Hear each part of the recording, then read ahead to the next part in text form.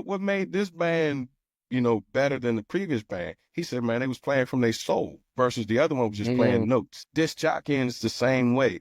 You know what you need to do to get that crowd going. And mhm, to my earlier point about DJs not breaking new songs anymore, one of the comments that I had read had actually said, that the attention span of the audience is not what it used to be.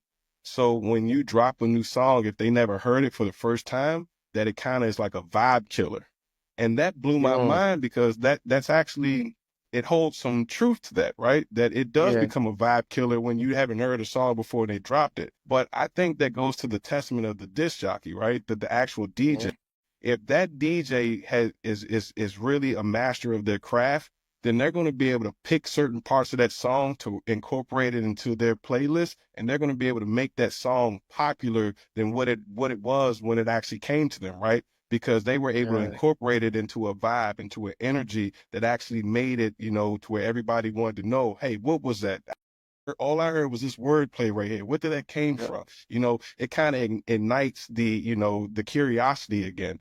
And I think that's one of the things that's lacking in disc jockeying right now is that we don't ignite the curiosity and the creativity of the mhm, actual listeners, right?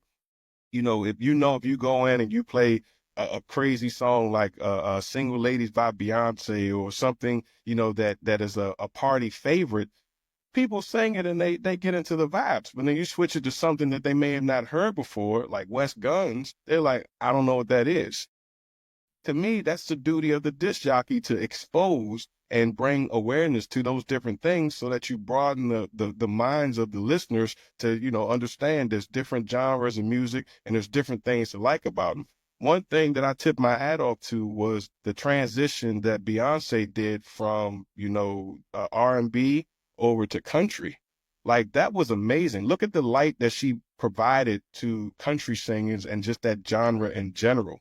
But that was her because of her star ability to do so, right?